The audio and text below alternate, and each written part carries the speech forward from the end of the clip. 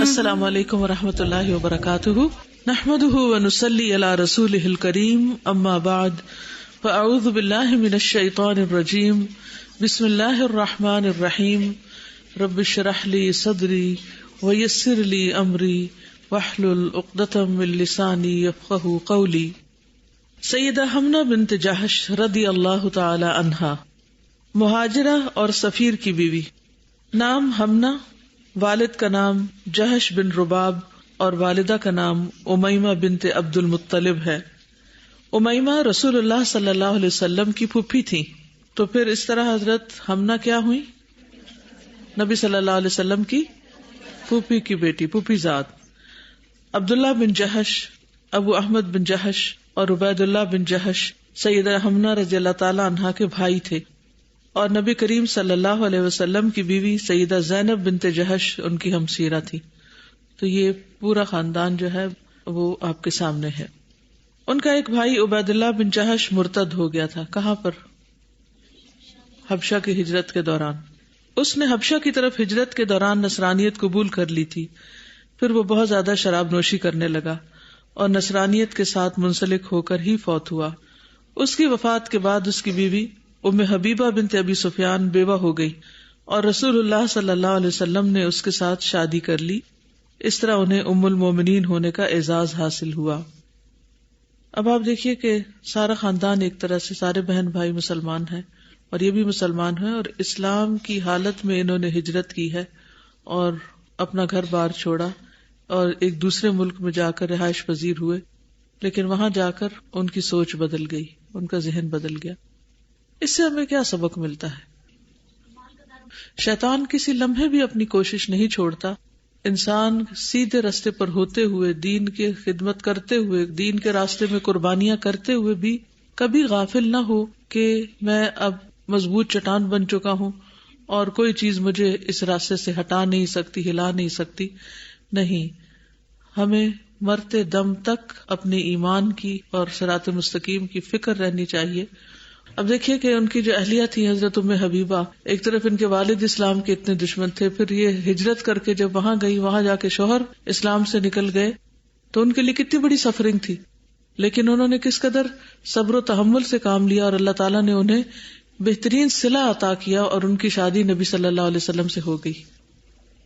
تو انسان کو کبھی بھی یہ نہیں سوچنا چاہیے کہ میرے ساتھ تو بہت برا ہوا، جو بھی ہوا اللہ کی تقدیر سے ہوا، اور اب اس پر صبر اور تحمل اور اللہ سے اچھی امید اور اچھا گمان ہی رکھنا چاہیے۔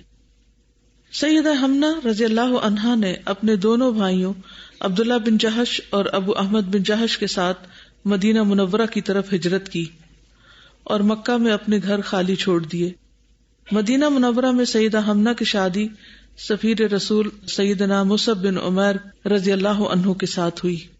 نبی صلی اللہ علیہ وسلم کے پہلے جو افراد خصوصاً مدینہ میں گئے ہیں، ان میں مصعب بن عمیر جو ہے وہ ایک قابل ذکر شخصیت ہے۔ پھر اس کے بعد جنگ بدر کا واقعہ رونما ہوا، جس میں اللہ تعالیٰ نے مسلمانوں کو غلبہ عطا کیا۔ لشکر اسلام کا جھنڈا سیدہ حمنہ کے خاوند سیدنا مصعب بن عمیر کے ہاتھ میں تھا۔ یہ کس جنگ کی بات ہے؟ جنگ بدر کی بات ہے۔ سیدہ حمنہ نے یہ طے کیا کہ وہ زخمیوں کی مرہم پٹی اور پیاسوں کو پانی پلانے کے لیے جہاد پر جائیں، جس طرح کہ سیدہ حمنہ کا بھائی عبداللہ بن جحش اور اس کا ماموں اللہ اور رسول کے شیر سیدنا حمزہ بن عبد المطلب جنگ کے لیے روانہ ہوئے تھے، تو یہ بھی بنفس نفیس جنگ کے لیے روانہ ہوئی تھی، اور انہوں نے اس میں اپنا حصہ ادا کیا۔ یہ نہ صرف اس جنگ میں شریک ہوئی ہیں، اس کے بعد جنگ احد میں بھی، حتیٰ کہ غزوہ خیبر میں بھی شریک ہوئی ہیں۔ غزوہ خیبر میں انہوں نے جب جنگ میں شرکت کی تو مسلمانوں کو جو فتح نصیب ہوئی تو ان کا باقاعدہ مال غنیمت میں حصہ لگایا گیا تھا۔ نبی صلی اللہ علیہ وسلم نے ان کو 30 وسق ایک پیمانہ ہوتا ہے، 30 وسق غلہ عطا کیا تھا۔ یعنی through out her life she was a very active مسلمہ، اور باقاعدہ طور پر عملی میدانوں میں حصہ لیا۔ جب جنگ احد ہوئی تو اس وقت بھی انہوں نے بنفس نفیس شرکت کی۔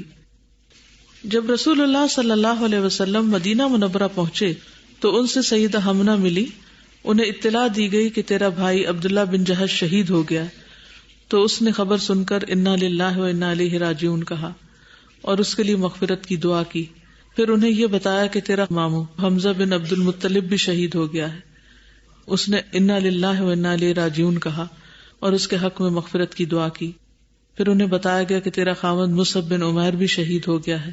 تو یہ خبر سن کر ان کی چیخ نکل گئی اور وہ سسکیاں لینے لگی. رسول اللہ صلی اللہ علیہ وسلم نے جب یہ منظر دیکھا تو فرمایا ان زوج المرأۃ منہا، بلا شبہ عورت کے خاوند کا اس کے ہاں ایک بلند مرتبہ مقام ہوتا ہے. یعنی بھائی بھی پیارے ہوتے ہیں، ماموں خالہ وغیرہ، لیکن جو شوہر کا مقام ہے وہ شوہر کا مقام ہے. ابن ماجہ نے ابراہیم بن محمد بن عبداللہ بن جہش سے، اس نے اپنے باپ سے روایت کیا، اس نے حمنہ بنت جہش سے بیان کیا کہ اسے بتایا گیا کہ تیرا بھائی قتل کر دیا گیا ہے. تو اس نے کہا رحمہ اللہ انا للہ و انا الیہ راجعون، اللہ اس پر رحم کرے، ہم اللہ کے لیے ہیں اور ہم اللہ ہی کی طرف لوٹنے والے ہیں. لوگوں نے بتایا کہ تیرے خامند کو قتل کر دیا گیا. تو اس نے کہا ہائے غم. رسول اللہ صلی اللہ علیہ وسلم نے فرمایا عورت کا اپنے خامند کے بارے میں جو جذبہ ہوتا ہے وہ کسی اور کے لیے نہیں ہوتا. یہ رشتہ ہی اللہ تعالیٰ نے بہت مختلف بنایا. جب سیدہ حمنہ رضی اللہ تعالیٰ عنہا کی عدت پوری ہو گئی تو اس کے ساتھ طلحہ بن عبید اللہ نے شادی کر لی. اس سے محمد اور عمران پیدا ہوئے. طلحہ بن عبید اللہ بھی عشرہ مبشرہ میں سے ہیں اور ان کے جو بیٹے محمد ہیں ان کا نام نبی صلی اللہ علیہ وسلم نے رکھا تھا. حدیث کی راویہ ہیں سیدہ حمنہ رضی اللہ تعالیٰ عنہا استحاضہ کے بارے میں حدیث بیان کرنے والی ہیں. انہیں رسول اللہ صلی اللہ علیہ وسلم کے زمانے میں استحاضہ کی بیماری لاحق ہو گئی تھی. استحاضہ پیریڈز کے دنوں کے علاوہ بلیڈنگ ہوتے رہنا یا اسپاٹنگ ہونا. وہ آپ کی خدمت میں حاضر ہوئی اور عرض کیا مجھے بڑی شدت سے خون آتا ہے اور کئی روز تک میں اس حالت میں مبتلا رہتی ہوں. آپ نے فرمایا ہر ماہ 6 یا 7 دن حیض شمار کر کے غسل کر لیا کریں، پھر 23 یا 24 دن نماز پڑھا کریں. اس طرح کہ ظہر کی نماز مؤخر کر لیا کریں اور عصر کی مقدم، یوں دونوں نمازیں ایک ساتھ ادا کر لیا کریں اور ان دونوں نمازوں کے لیے ایک غسل کر لیا کریں. اور اسی طرح مغرب کی نماز مؤخر کریں اور عشاء کی مقدم کریں، یعنی جلدی پڑھیں اور ان دونوں نمازوں کے لیے ایک غسل کر لیا کریں. یہ میرے نزدیک زیادہ پسندیدہ عمل ہے. اور ایک اور طریقہ بھی بتایا گیا تھا، وہ کیا کہ ہر نماز سے پہلے استنجا اور وضو کر لیا جائے. سیدہ حمنہ بنت جہش کے سارے خاندان نے جہاد کا حق ادا کر دیا. اللہ تعالیٰ ان پر رحمت کی برکھا برسائے اور انہیں جنت الفردوس میں اعلیٰ و عرفہ مقام پر فائز کرے، آمین یا رب العالمین. کچھ باتیں مزید بھی ہیں ان کی زندگی کے بارے میں، جن میں سے ایک اہم ترین چیز یہ کہ حضرت عائشہ رضی اللہ تعالیٰ عنہا پر جب واقعہ افک میں الزام لگا تھا تو 2 صحابہ کے ساتھ تیسری خاتون یہ شریک تھیں. 2 صحابہ کون کون سے تھے؟ حضرت مستح اور حضرت حسان بن ثابت، اور تیسری یہ خاتون تھی. لیکن بعد میں انہیں جب حقیقت حال پتہ چلی تو انہوں نے توبہ کر لی اور تا زندگی افسوس کرتی رہی کہ ان سے یہ فیل کیوں ہوا. اس سے کیا بات پتہ چلتی؟ غلطی ہو جاتی ہے تو معافی مانگ لینی چاہیے، اور غلطی کسی سے بھی ہو سکتی ہے. غلطی کسی سے بھی ہو سکتی ہے. اصل بات یہ کہ انسان ریپینٹ کر لے. ان کے بھائی سے بھی غلطی ہوئی، انہوں نے توبہ نہیں کی، اور ان سے غلطی ہوئی تو انہوں نے توبہ کر لی اور افسوس کیا اس پر. تو ان کی بہنیں کون کون تھی؟ زینب بنت جہش، اور بھائی عبداللہ بن جہش، عبید اللہ بن جہش اور محمد بن جہش. حمنہ بنت جہش بہت عبادت گزار خاتون تھی. اب ان کے زندگی کا ایک اور پہلو دیکھیے. سنن نبی داؤد کی روایت ہے، حضرت انس کہتے ہیں کہ رسول اللہ صلی اللہ علیہ وسلم مسجد میں داخل ہوئے اور دیکھا کہ 2 ستونوں کے درمیان ایک رسی لٹکی ہوئی تھی. پوچھا یہ رسی کیسی ہے؟ کہا گیا اے اللہ کے رسول یہ حمنہ بنت جہش نماز پڑھتی ہے، جب تھک جاتی ہے تو اس رسی کے ساتھ لٹک جاتی ہے. تو رسول اللہ صلی اللہ علیہ وسلم نے فرمایا جب تک طاقت ہو نماز پڑھے، جب تھک جائے تو بیٹھ جائے. یعنی تھکنے کے بعد کھڑے نہ ہو، یعنی رسی کا سہارا پھر لے لیتی تھی، لیکن آپ نے فرمایا کہ بیٹھ کے نماز پڑھ لے. کیا ہم میں سے کوئی ایک بھی اتنا عبادت گزار ہے؟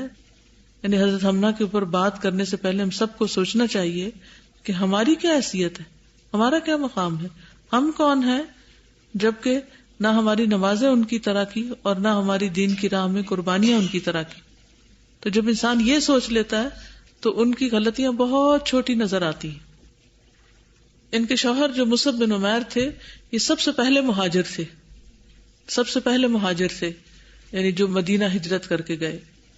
برا رضی اللہ تعالیٰ عنہ سے مروی ہے، انہوں نے کہا سب سے پہلے ہجرت کر کے ہمارے یہاں مصعب بن عمیر اور ابن ام مکتوم رضی اللہ عنہ آئے، پھر عمار بن یاسر آئے اور بلال رضی اللہ عنہ آئے.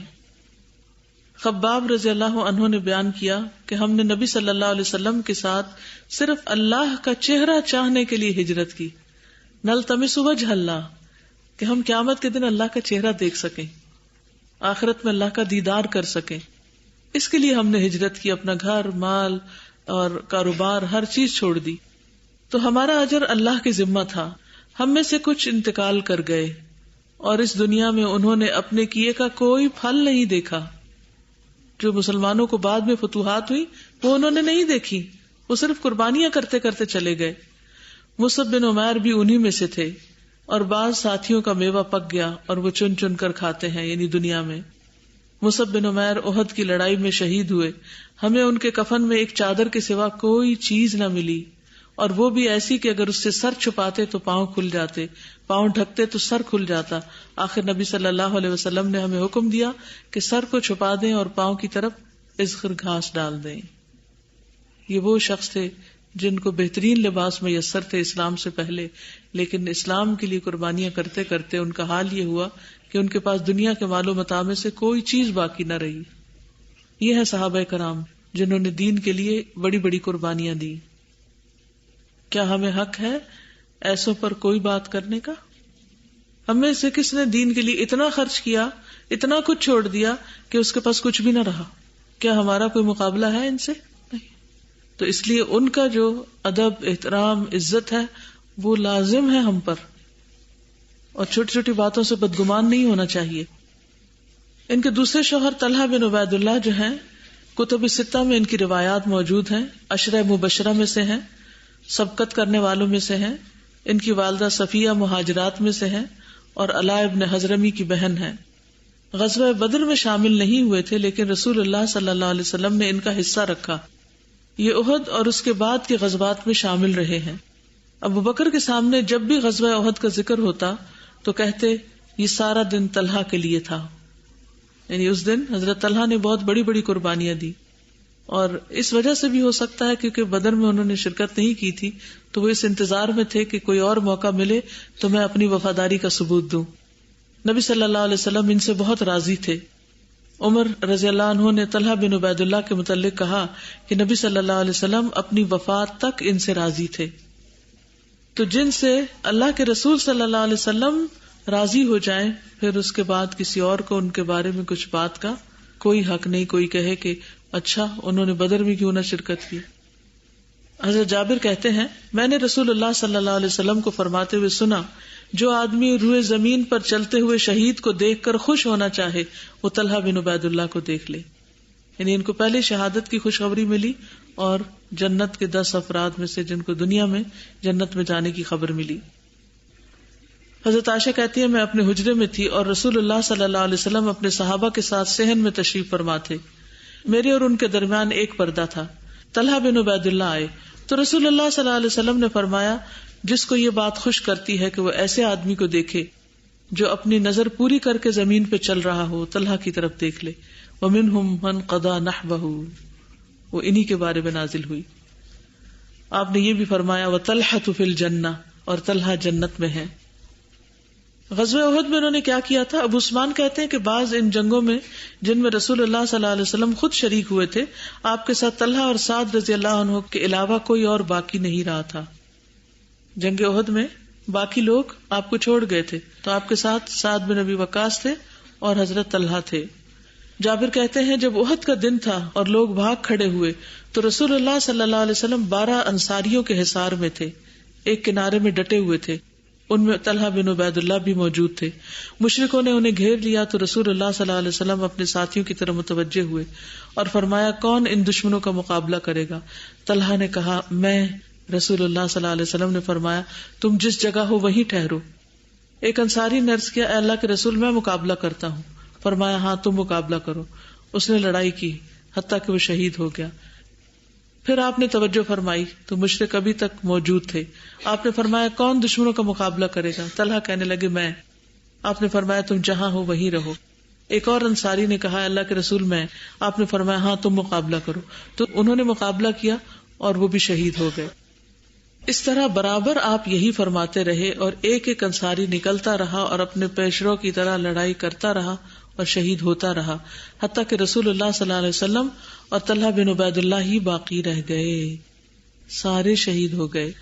رسول اللہ صلی اللہ علیہ وسلم نے فرمایا کون ان دشمنوں کا مقابلہ کرے گا؟ طلحہ نے کہا میں کروں گا، اور انہوں نے لڑائی شروع کر دی اور اپنے پیش رو 11 انصاریوں کی طرح لڑے، حتیٰ کہ ان کے ہاتھ پر تلوار لگی اور انگلیاں کٹ گئی تو ان کے منہ سے کی آواز نکلی. آپ نے فرمایا اگر تم بسم اللہ کہتے تو فرشتے تمہیں اٹھا لیتے اور لوگ دیکھتے رہتے. پھر اللہ تعالیٰ نے مشرکوں کو پھیر دیا. یہ اس وقت تو شہید نہیں ہوئے لیکن اپنا ہاتھ اس جنگ میں کٹا بیٹھے. تو صرف اس واقعے کے اوپر ہی آپ سوچئے کہ ایسی وفاداری کہ موت سامنے نظر آ رہی ہے. یہ نہیں کہ اچھا کسی کو بلایا اگر پانی کون لائے گا تو کہ میں لے آتی ہوں، اچھا تو تم جانا چاہتے ہو تم لے جاؤ. ہم تو چھوٹے چھوٹے کاموں میں بھی اگر کوئی اور آفر کر دے تو خود پیچھے ہٹ جاتے ہیں کہ مجھے نہ کرنا پڑے کوئی کام. جنگ کا موقع ہے، موت سامنے نظر آ رہی ہے اور ان سے پہلے ہر ایک جگہ وہ شہید ہوا ہے اور ان کو بھی یہ پتا کہ اگر میں گیا تو شاید میں بھی نہ بچوں، لیکن ہر دفعہ خود آگے بڑھ کے آفر کر دیتے ہیں کہ میں جاؤں گا، میں حاضر ہوں، میں حاضر ہوں. کیا جذبہ تھا! کیا ان کا مقابلہ ہم میں سے کوئی کر سکتا ہے؟ آج کے دور میں ہزاروں لوگ بھی ان میں سے ایک ایک کے ایمان برابر نہیں. پہاڑوں جیسا ایمان اور یقین تھا ان کا کہ ہر موقع پہ اپنی جان حاضر کرنے کو تیار. یہ جان حاضر کرنا ہے، جان حاضر کرنا. زبیر بن عوام کہتے ہیں احد کے دن نبی صلی اللہ علیہ وسلم نے 2 زرہیں زیب تن کر رکھی تھی.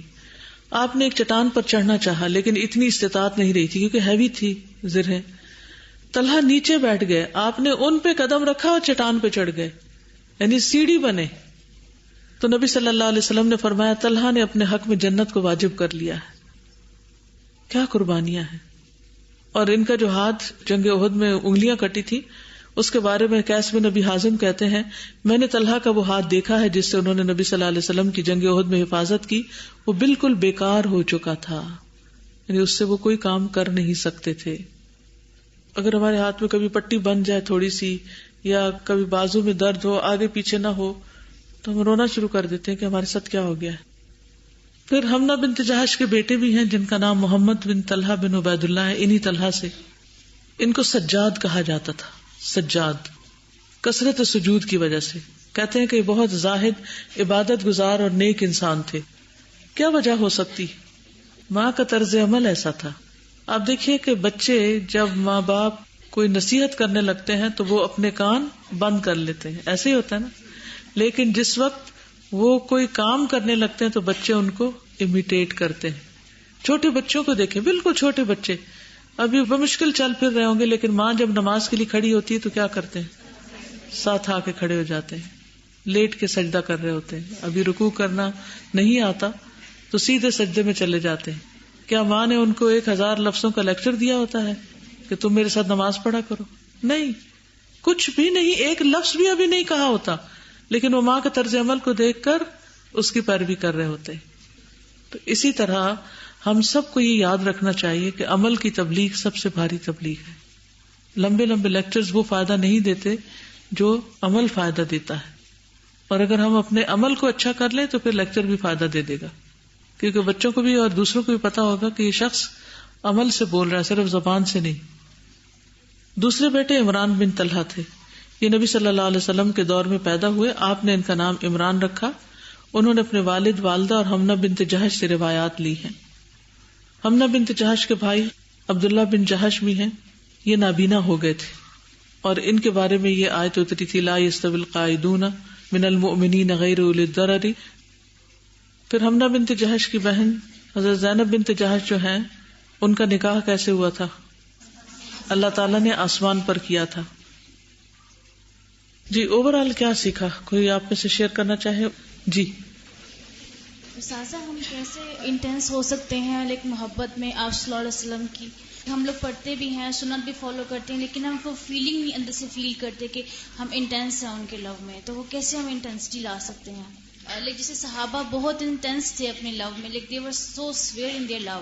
ہم وہ نہیں ہیں. یقین نہیں ہے نا، یقین کی کمی ہے. دیکھیں کسی بھی چیز کے بارے میں یقین کس سے بڑھتا ہے؟ علم سے بڑھتا ہے. اور علم کے سورسز پر اعتماد ہونا ضروری ہے کہ جو بات بتائی گئی یہ سچ ہے. کل بھی جیسے بات ہوئی تھی نا کہ ہمیں نقصان دیتے ہیں شبہات اور شہوات. چلیے ٹھیک ہے، آج کے لیے اتنا ہی کافی ہے. سبحانک اللہم و بحمدک، اشہد ان لا الہ الا انت، استغفرک و اتوب الیک. السلام علیکم و رحمۃ اللہ وبرکاتہ.